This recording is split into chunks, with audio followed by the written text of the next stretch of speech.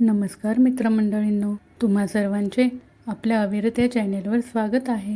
रंगा विठ्ठल पांडुरंग पंढरी, विठ्ठल म्हणे तोची आम्हा पांडुरंग पंढरी.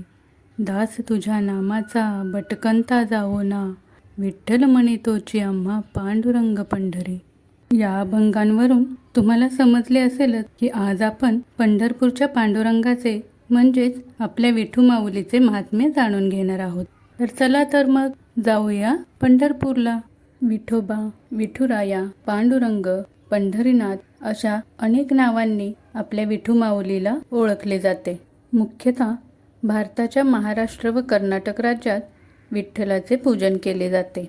विठ्ठलाचा हा कृष्णाच्या द्वापार युगातील दुसरा आणि दशावतारातील 9वा अवतार आहे असे मानले जाते. परंतु शास्त्र पुराणांमध्ये विठ्ठलाला बोधराज असे म्हटले जाते. विठ्ठल गेली 28 युगांपासून विटेवर उभा आहे अशी मान्यता आहे की पुंडलिकाने वीट फेकल्याने आजही वारकरी त्याचा उल्लेख पुंडलिक वरदा हरी विठ्ठल श्री ज्ञानदेव तुकाराम पंढरीनाथ महाराज की जय असा करतात. विठ्ठलाचे प्रमुख मंदिर महाराष्ट्रातील सोलापूर जिल्ह्यातील पंढरपूर येथे आहे.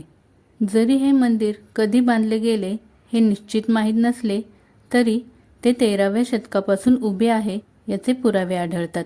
पंढरपूरमध्ये वर्षातून 4 यात्रा भरतात. त्यातील आषाढी एकादशीला भरणाऱ्या यात्रेत लाखो भाविक सहभागी होतात. आलेले भाविक भीमा नदीमध्ये स्नान करतात. या नदीला येथे चंद्रभागा म्हणतात. विठोबा हे संपूर्ण महाराष्ट्राचे आराध्य दैवत आहे. संत नामदेव, संत तुकाराम, संत ज्ञानेश्वर आणि संत एकनाथ इत्यादी विठोबाचे थोर भक्त 13व्या ते 17व्या शतकात होऊन गेले. वारकरी संतांनी विठोबाच्या स्तुतीत अनेक मराठी अभंगांची रचना केली आहे. कन्नड कवींनी कानडी श्लोक व आदिशंकराचार्यांनी पांडुरंगाष्टक स्तोत्र रचले आहे. पंढरीच्या सावळ्या परब्रह्माची विविध काळात विविध नावांनी उपासना केली आहे. पंढरीनाथ, पांडुरंग, पंढरीराया, विठाई, विठोबा, विठू माऊली, विठ्ठल गुरुराव, हरी इत्यादी नावे भक्तांनी दिलेली आहेत. आज सर्व परिचित व प्रचलित नाव म्हणजे पांडुरंग आणि श्री विठ्ठल. विठ्ठल शब्दाची उत्पत्ती कशी झाली याचा अनेक इतिहासकारांनी व संशोधकांनी अभ्यास केला आहे. संत तुकोबारायांनी विठोबा शब्दाची उत्पत्ती आपल्या एका अभंगात अत्यंत सोप्या भाषेत केली आहे. तो असा की वि म्हणजे ज्ञान आणि ठोबा म्हणजे आकार.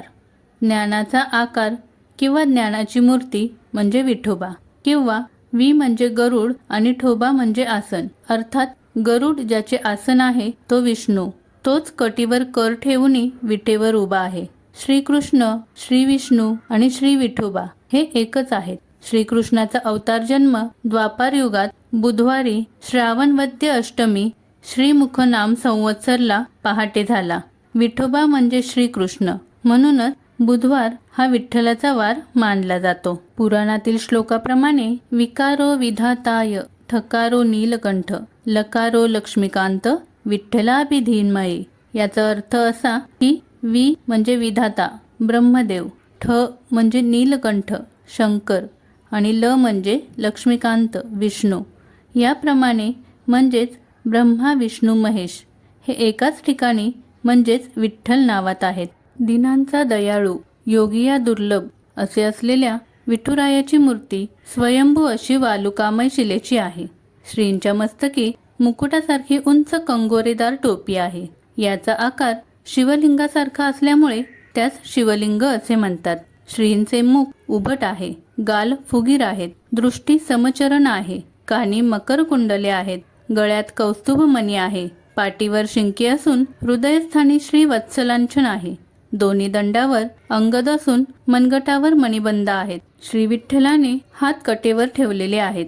उजव्या हातात कमळाचा देठ असून डाव्या हातात शंख आहे. श्रींचे कमरेला तिहेरी मेखला आहे. छातीवर उजवीकडे भृगु ऋषींनी पादस्पर्श केलेली खूण आहे. ब्रह्मदेव निघालेली नाभी आहे. कमरेला वस्त्र आहे. वस्त्राचा सोगा पावलापर्यंत आहे. डाव्या पायावर मुक्तकेशी नावाच्या दासीने बोट लावल्याची खूण आहे. अशी दगडी विटेवर उभी असलेली श्री विठुरायाची मूर्ती आहे. श्रींचे चरण स्पर्श दर्शन अथवा चरणी मस्तक ठेवून दर्शन समाधान प्राप्त करून घेण्याचे भाग्य केवळ इथेच आहे. द्वापार युगात मुचकुंद नावाचा एक पराक्रमी राजा होऊन गेला. देवदैत्यांच्या युद्धात देवांनी त्याचे सहाय्य मागितले. मुचकुंद राजाने अतिशय पराक्रम गाजवून देवांना विजय मिळवून दिला. देवांनी प्रसन्न होऊन वर मागण्यास सांगितले. तेव्हा मुचकुंद म्हणाला, अत्यंत श्रमामुळे मी थकलो आहे. मला एकांती गाढ निद्रा हवी. जो कोणी माझी निद्राभंग करील तो माझ्या दृष्टिक्षेपाने भस्म होऊन जावा. देवांनी तथास्तु म्हटले. राजा एका गृहेत निद्राधीन झाला. पुढे कृष्ण अवतारात जरासंधाकडून कालयवन नावाचा अत्यंत बलाढ्य असा राक्षस कृष्णाकडे युद्धासाठी आला. हा राक्षस शस्त्र किंवा अस्त्राने मरणार नसल्याने भगवान श्रीकृष्णाने युक्तीने त्या दैत्यास ज्या गुहेत मुचकुंद राजा निद्राधीन झाला होता त्या गुहेत नेले. झोपलेल्या मुचकुंदावर आपल्या अंगावरचा शेला टाकला व स्वतः श्रीकृष्ण अंधारात लपले.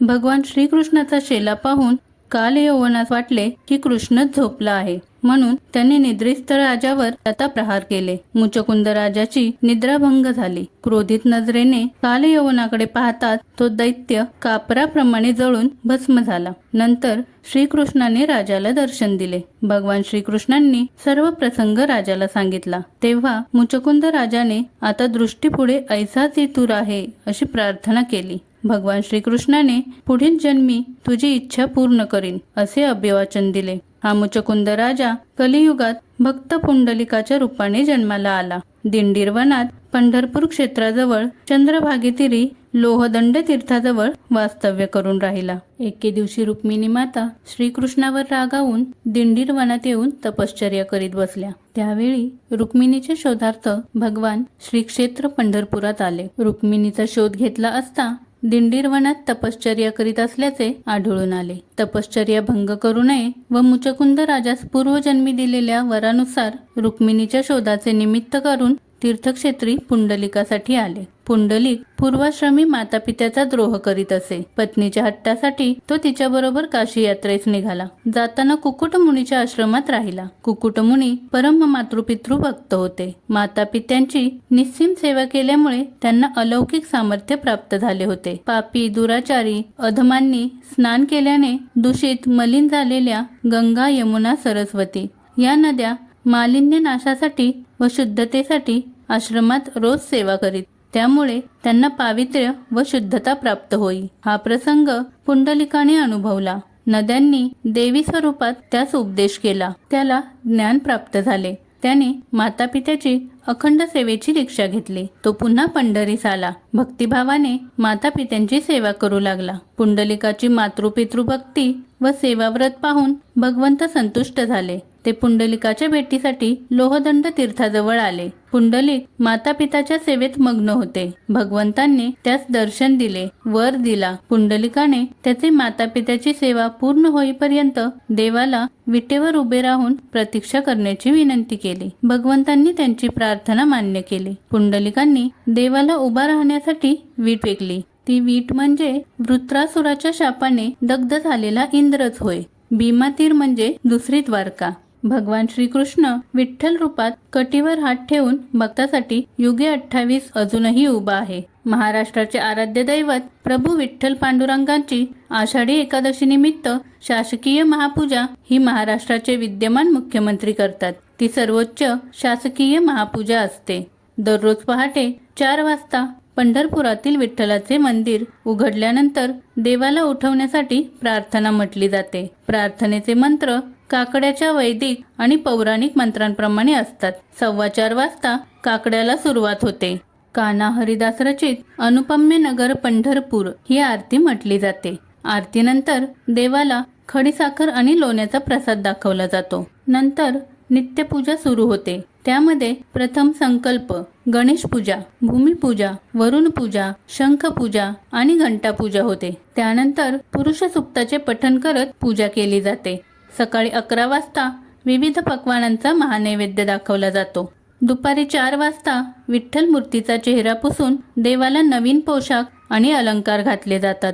सायंकाळी 7 वाजता धूप आरती होते. यावेळी प्रथम पाद्यपूजा, नंतर गंध लावून हार घालतात. धूप, दीप ओवाळून दहीभाताचा नैवेद्य दाखवतात. त्यावेळी उपस्थित हरिदास आणि भक्तमंडळी जेवी बा सगुना सख्या हरी जेवी बा सगुना, कालवीला दही भात आले मिरे लवना, साय दुधावरी साखर रायपुरी, कानवले चिमणा, उद्धवचित घन शेषही इच्छितो गोपाळा रमणा हे पद म्हणतात. शेवटी युगे 28 ही आरती म्हटली जाते आणि धूपारती होऊन उपचार संपतो. नित्योपचारातील शेवटचा उपचार म्हणजे शेजारती.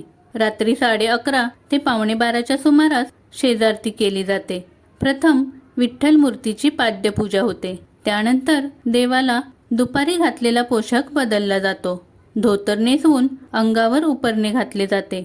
डोक्याला पागोटे बांधले जाते. पोशाख बदलत असताना देवाच्या आसनापासून शेजघरापर्यंत पायघड्या घातल्या जातात. देवाला गंध लावून नंतर हार घालतात.